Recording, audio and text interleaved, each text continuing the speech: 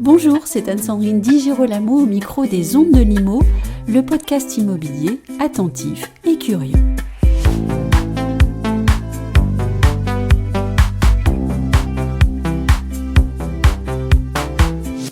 La FIAIP est le principal syndicat italien des professionnels de l'immobilier. Il compte plus de 10 000 agents immobiliers, 500 conseillers en crédit et 15 200 agences immobilières. Son président, Gianbattista Baccarini, vient d'être réélu pour un second mandat avec plus de 90% de votes en sa faveur. Les actions concrètes et pragmatiques qu'il a pu mener pendant son premier mandat ont en effet séduit les adhérents de cette fédération professionnelle.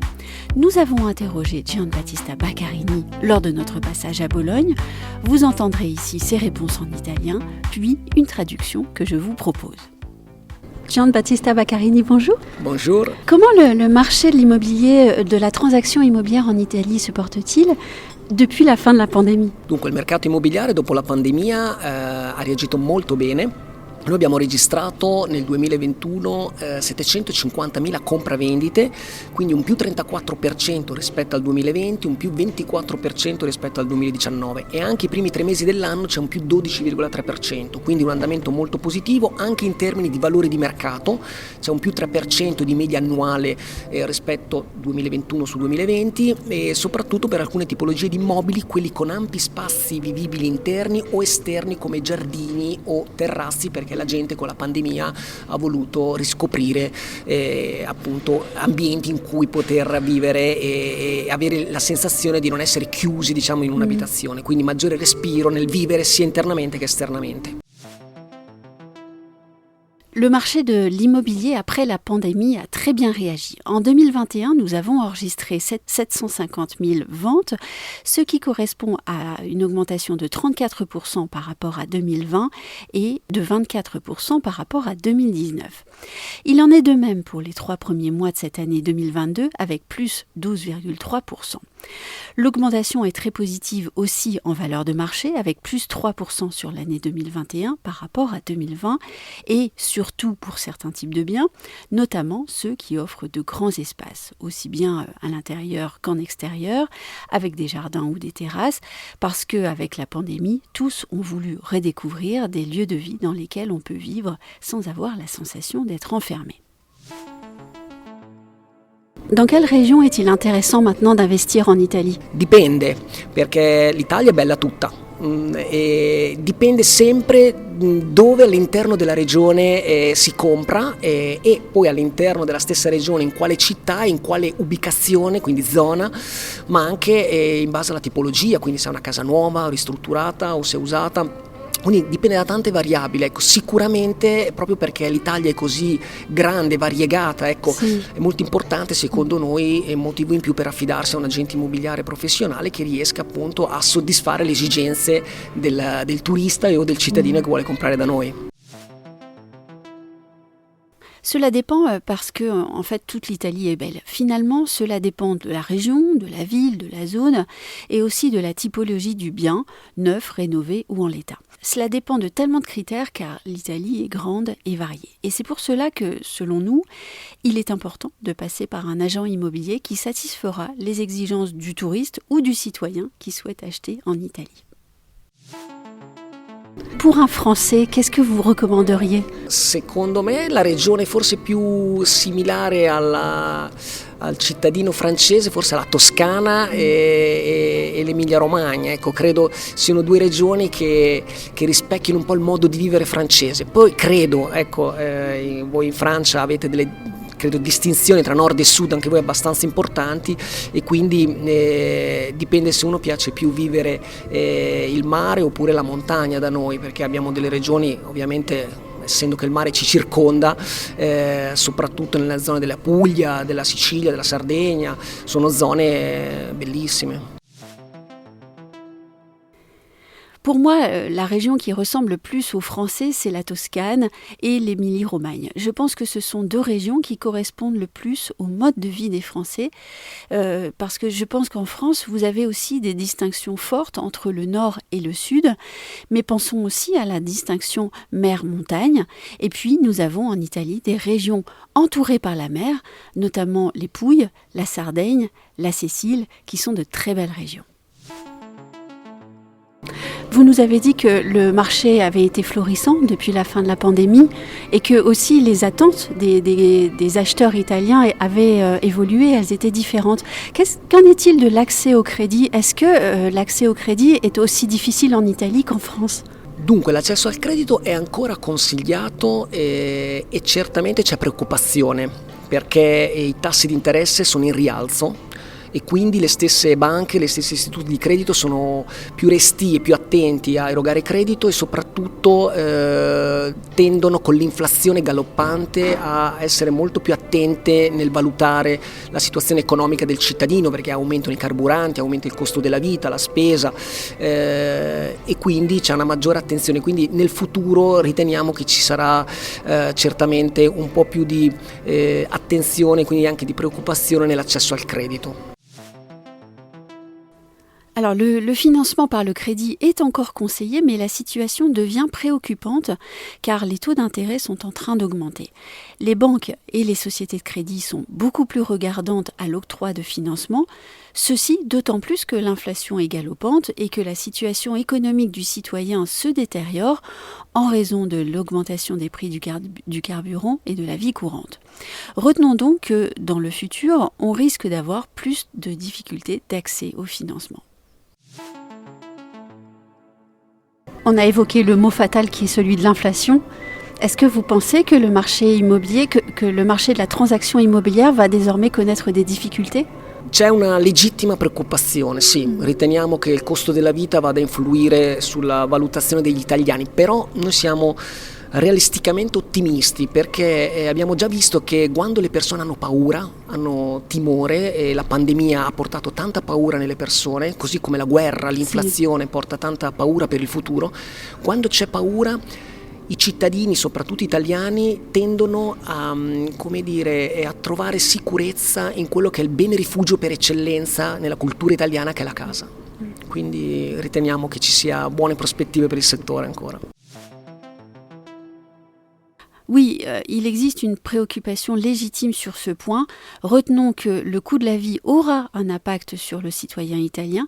Par contre, nous restons réellement optimistes parce qu'on a déjà vu que lorsque les gens ont peur, et la pandémie a suscité ce sentiment de crainte chez les gens, tout comme la guerre, ils se retranchent dans la valeur refuge par excellence qu'est la maison. Retenons donc qu'il y aura encore de belles perspectives pour le secteur. J'aimerais maintenant qu'on parle du marché de la location. En France, il y a une véritable pénurie de logements. Est-ce que c'est la même chose en Italie ?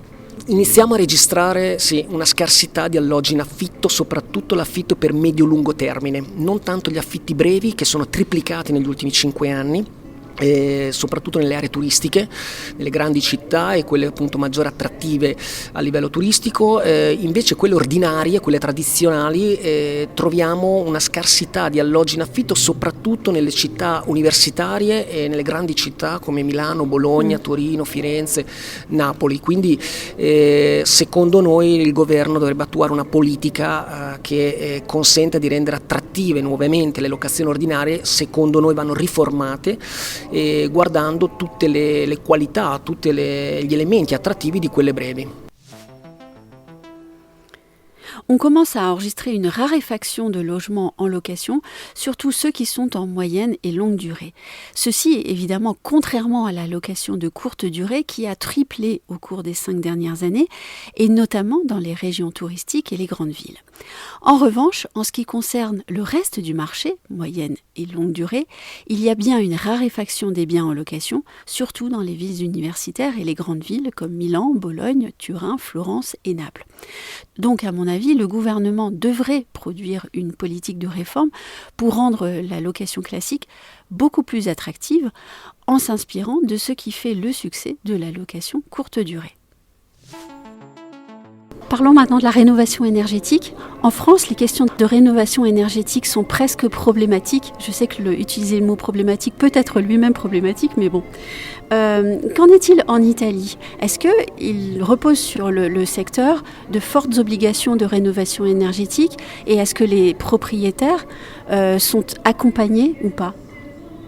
Allora, in Italia il tema dell'efficientamento energetico è molto sentito, ci sono soprattutto negli ultimi 3 anni è stata fatta una politica con delle misure governative orientate ad accompagnare, a incentivare il cittadino nell'andare a, come dire, intraprendere questo percorso di riqualificazione e di efficientamento energetico degli immobili che porta dei vantaggi assolutamente incontestabili, no? Perché comunque migliora la qualità della vita, c'è un minore impatto ambientale, contribuisce al decoro urbano e quindi calano le bollette energetiche da pagare visto gli aumenti degli ultimi tempi, quindi tanta positività. Ecco, secondo noi va mantenuta questa politica di accompagnamento, non invece come sta facendo l'Europa che tende ad attuare delle misure obbligatorie, coercitive che appunto obbligano il cittadino a efficientare. Secondo noi, e noi abbiamo una misura che è il Superbonus 110% che andrebbe resa strutturale, andrebbe estesa all'intero patrimonio immobiliare, andrebbe semplificata nelle procedure, in particolare rendendo permanente la cessione del credito. Questo secondo noi porterebbe a ottenere dei risultati molto più veloci e molto più positivi per l'intera collettività, ma anche e soprattutto poi per il mercato, che da noi è un settore trainante per l'economia nazionale.